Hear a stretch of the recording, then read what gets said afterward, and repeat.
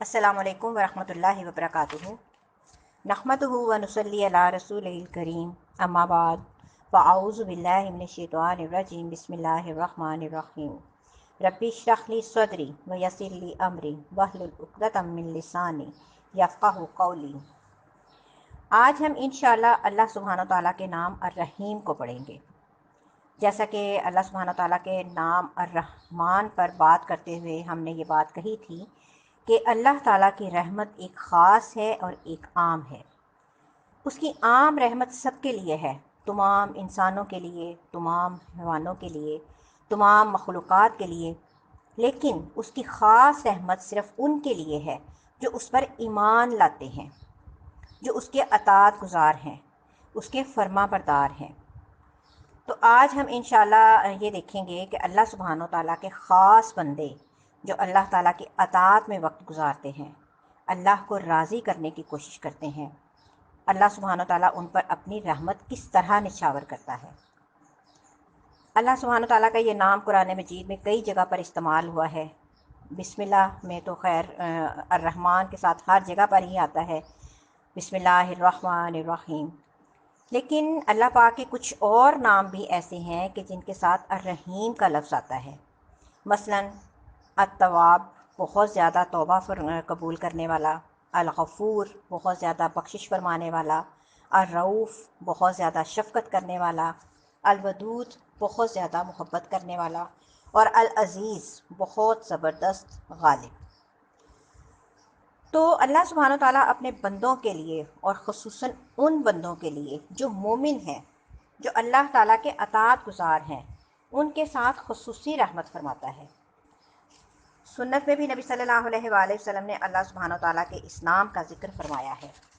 हज़रत अबू बकर सदीक़ रज़ियल्लाहु तआला अन्हु कहते हैं कि मैंने रसूलुल्लाह सल्लल्लाहु अलैहि वसल्लम से कहा कि मुझे कोई ऐसी दुआ सिखा दीजिए जो मैं हर नमाज में मांगा करूँ। तो आप सल्लल्लाहु अलैहि वसल्लम ने कहा, कहो अल्लाहुम्मा इन्नी ज़लमतु नफ़्सी ज़ुल्मन कसीरा वला यग़फ़िरुज़्ज़ुनूबु इल्ला अंत फ़अग़फ़िरली मग़फ़िरतम मिन इंदिक वरहमनी इन्नका अंत गफ़ूरुर रहीम।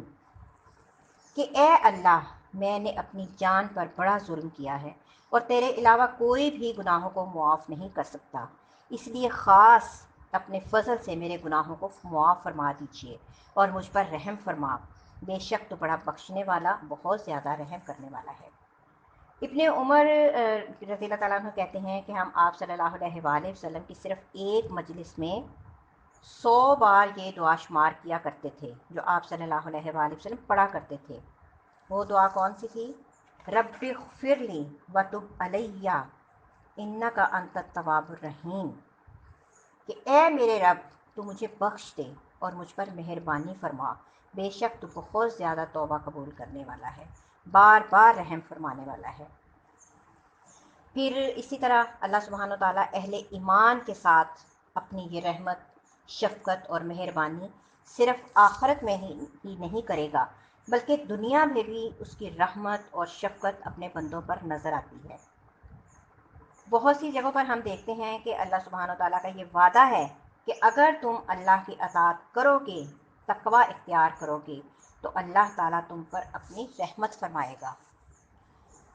और दुनिया में भी अल्लाह ताला ने जो अहकामात हमें दिए हैं, बाज़ औक़ात हमें बज़ाहिर वो मुश्किल नज़र आते हैं, लेकिन वो भी दरअसल अल्लाह सुब्हानहू तआला की रहमत ही का नतीजा है। इसी तरह हम देखते हैं कि मुख्तलिफ़ औक़ात में अल्लाह ताला अपने नेक बंदों की जिस तरह दुआएं सुनते हैं और जिस तरह उनकी फ़रियादें सुनकर उन पर रहम फरमाते हैं, उसका ज़िक्र भी कुरान मजीद में मिलता है। ज़िक्रिया अलैहिस्सलाम ज़िंदगी के एक बड़े हिस्से को गुजार चुके थे, इंतहाई बुढ़ापे की उम्र में पहुँच चुके थे, लेकिन अपने रब की रहमत से कभी मायूस नहीं हुए। वो कहते हैं कि ए अल्लाह, तुझसे दुआ मांग कर तो मैं कभी बदबख्त नहीं रहा ही नहीं। मेरी दुआ तो तू हमेशा सुनी गई है, मैं कैसे तुझसे मायूस हो सकता हूँ।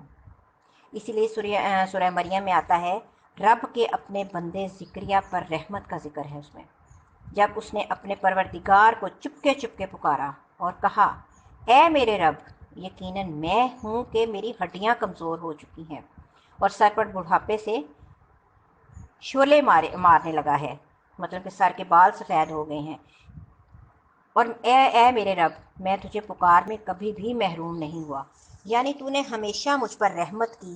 اور واقعی انہوں نے جب پھر رب کی رحمت کو پکارا تو اللہ سبحانہ و تعالیٰ نے اس بڑھاپے میں، جب کہ وہ خود بھی بوڑھے تھے اور ان کی بیوی بھی بانجھ ہو چکی تھی، ان کی دعا سنی اور انہیں یحییٰ علیہ السلام جیسی اولاد دی، جس کا نام بھی اللہ سبحانہ و تعالیٰ نے خود رکھا۔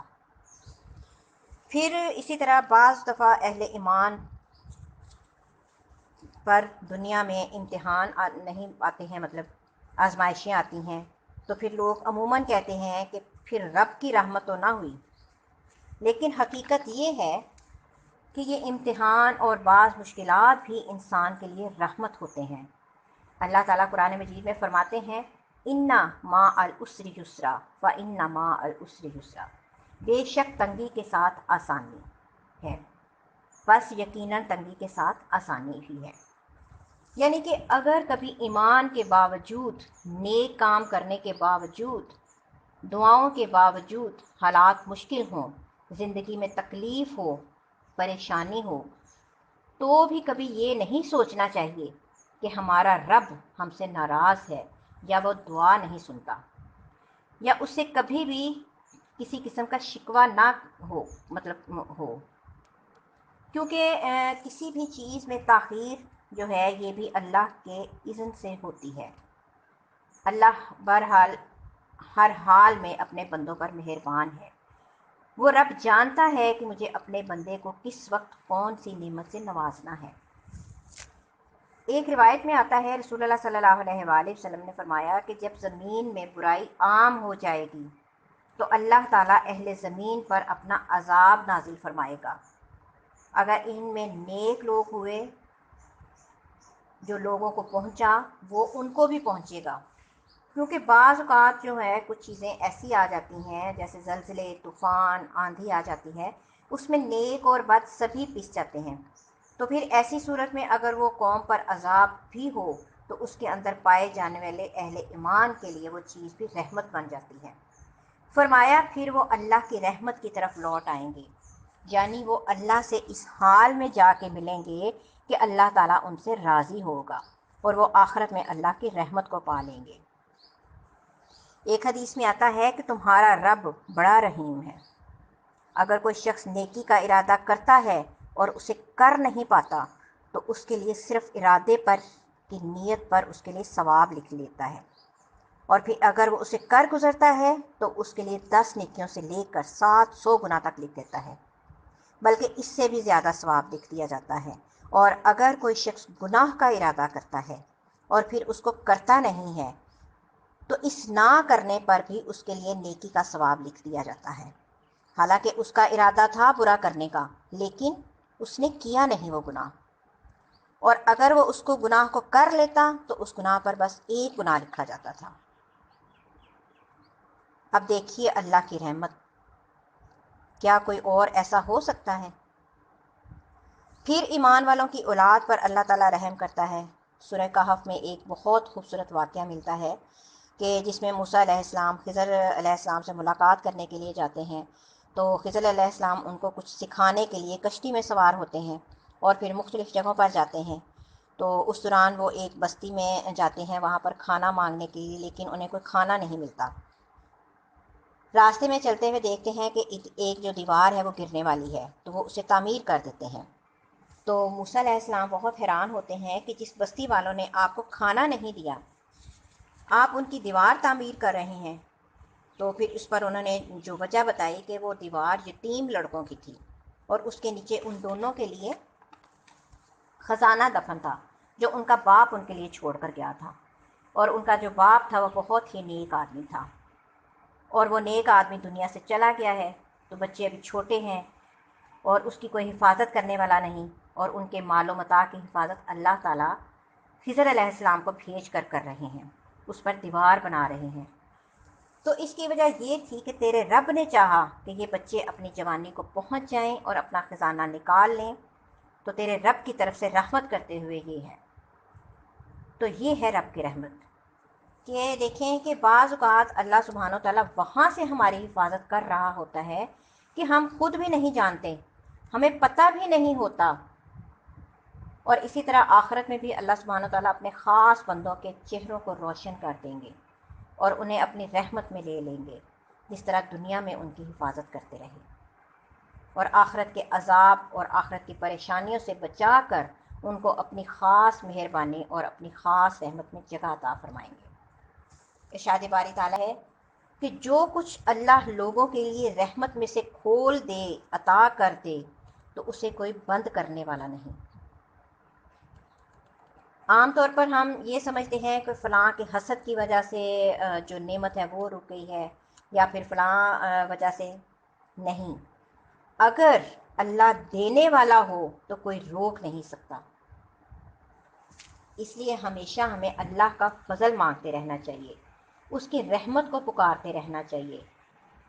نبی صلی اللہ علیہ وآلہ وسلم مشکل حالات میں یا حی یا قیوم برحمتک استغیث یہ پڑھا کرتے تھے کہ اے زندہ رہنے والی، اے قائم رہنے اور رکھنے والے، تیری رحمت کی فریاد کرتا ہوں۔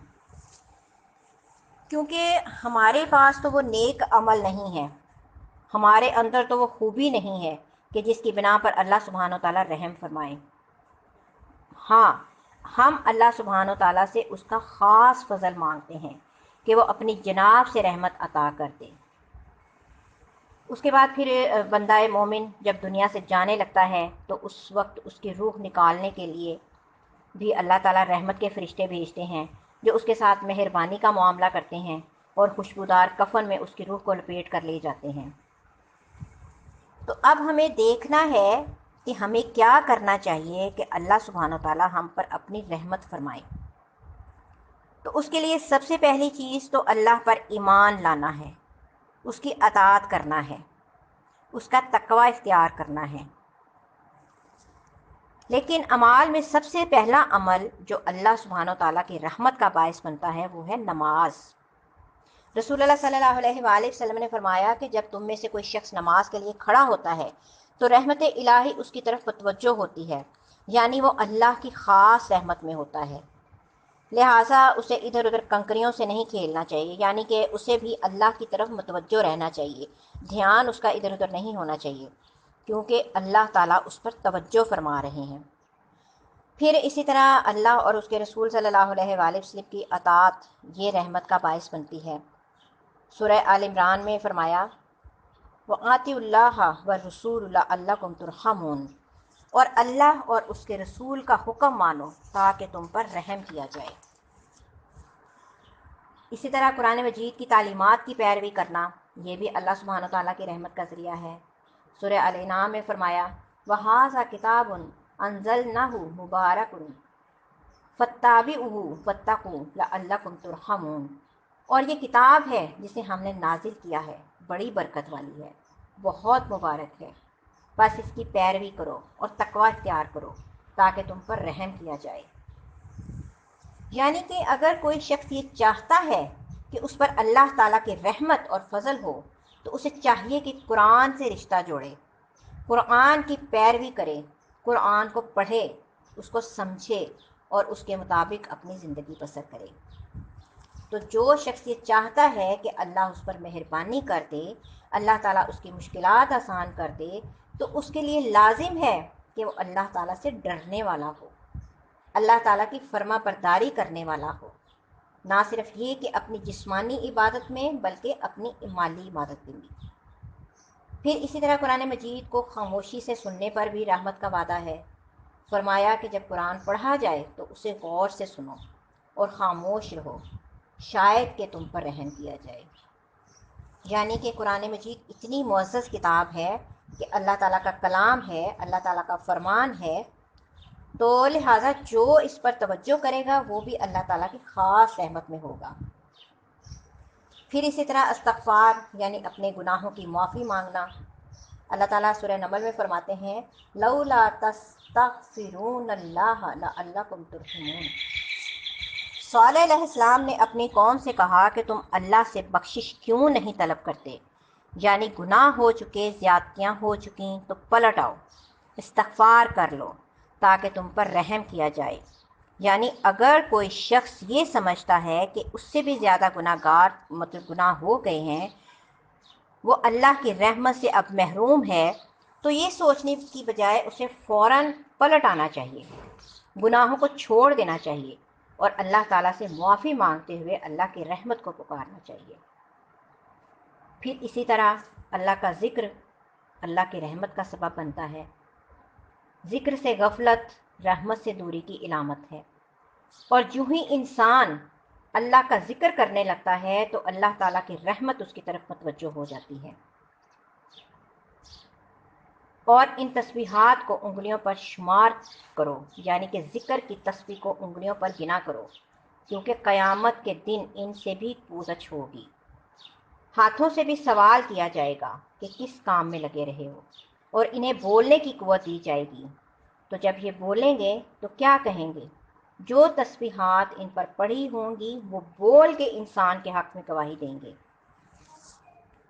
پھر اسی طرح اللہ کے رسول صلی اللہ علیہ وآلہ وسلم نے فرمایا کہ جو لوگ اللہ کا ذکر کرنے کے لیے بیٹھتے ہیں، یعنی اکٹھے بیٹھتے ہیں، تو فرشتے انہیں گھیر لیتے ہیں، رحمت انہیں ڈھانپ لیتی ہے، اور اللہ تعالیٰ ان کا ذکر اپنے پاس موجود فرشتوں میں کرتے ہیں۔ پھر اسی طرح دوسروں کو معاف کر دینا چاہیے۔ تو اگر انسان یہ چاہتا ہو کہ اللہ سبحانہ و تعالیٰ کی اس پر رحمت ہو تو اسے چاہیے کہ وہ بندوں پر رحم کرے اور بندوں کے قصور معاف کر دے۔ اس کے بعد پھر اسی طرح بندوں کی عیادت، بندوں پر شفقت، یعنی کہ اگر کوئی بیمار ہو جائے تو خاص طور پر اس کا خیال کرنا۔ رسول اللہ صلی اللہ علیہ وآلہ وسلم نے فرمایا کہ جب کوئی مسلمان اپنے بیمار بھائی کی عیادت کرتا ہے تو جنت کے باغات میں چلتا ہے، یہاں تک کہ بیٹھ جائے، اور وہ مریض کے پاس بیٹھ جاتا ہے تو اللہ کی رحمت اسے ڈھانپ لیتی ہے۔ لیکن کچھ کام ایسے ہیں کہ اگر کوئی بندہ کرتا ہے تو اس پر رحمت نہیں آتی، جس میں خاص طور پر دوسروں پر رحم نہ کرنا، سنگ دل ہونا، دوسروں کے ساتھ زیادتی کرنا۔ نبی صلی اللہ علیہ وآلہ وسلم نے فرمایا کہ رحمت سوائے بدبخت کے کسی سے نہیں چھینی جاتی۔ پھر اللہ تعالیٰ کی اس صفت کے ساتھ دعائیں بھی مانگنی چاہیے، جیسے کہ ابراہیم علیہ السلام اور اسماعیل علیہ السلام کی دعا کا ہے کہ اے ہمارے رب، اور ہمیں اپنے لیے فرما بردار بنا، اور ہماری اولاد میں سے بھی ایک امت اپنے لیے فرما بردار بنا، اور ہمیں عبادت کے طریقے سکھا، اور ہماری توبہ قبول فرما، کیونکہ تو بہت زیادہ توبہ قبول کرنے والا مہربان ہے۔ پھر اگر میت کے لیے دعا کی جائے تو اس کے نام کے وسیلے سے دعا کی جائے تو اللہ تعالیٰ اس پر بھی رحم فرمائیں گے۔ پھر اسی طرح جب بارش ہو تو اس وقت بھی دعا قبول ہوتی ہے، اس وقت بھی اللہ سے اپنی رحمت مانگنی چاہیے، مسجد میں جاتے وقت رحمت مانگنی چاہیے۔ پھر صرف اپنے لیے ہی نہیں، دوسروں کے لیے بھی رحمت کی دعا کرنی چاہیے۔ تو اب سوال یہ پیدا ہوتا ہے کہ اللہ سبحانہ تعالیٰ تو رحیم ہے ہی، تو اس صفت کو جاننے کے بعد ہم پر کیا لازم ہوتا ہے کہ ہمیں کیا کرنا چاہیے؟ تو اس کے لیے پہلی چیز تو یہ کہ ہمیں اللہ تعالیٰ کی رحمت کو مختلف چیزوں کے اندر محسوس کرنا چاہیے۔ ہمیں اللہ تعالیٰ کی رحمت سے مایوس نہیں ہونا چاہیے، ہمیں دوسرے بندوں کے لیے مہربان ہو جانا چاہیے۔ نبی صلی اللہ علیہ وآلہ وسلم نے فرمایا کہ جنتی لوگ 3 قسم کے ہیں: حکومت کے ساتھ انصاف کرنے والے، یعنی کہ ان کو اقتدار ملے تو اس میں انصاف کا رویہ اختیار کریں، صدقہ خیرات کرنے والے، توفیق عطا کیے ہوئے وہ آدمی جو اپنے تمام رشتہ داروں اور مسلمانوں کے لیے رحم اور نرم دل ہوں، اور وہ آدمی کہ جو پاک دامن اور پاکیزہ خلق والا ہو اور عیال دار بھی ہو لیکن کسی کے سامنے ہاتھ نہ پھیلائے۔ تو اللہ تعالیٰ سے دعا ہے کہ وہ ہم پر رحمت فرمائے اور ہمارے دلوں میں اپنی مخلوق کے لیے رحم ڈال دے۔ آمین یا رب العالمین۔ السلام علیکم ورحمۃ اللہ وبرکاتہ۔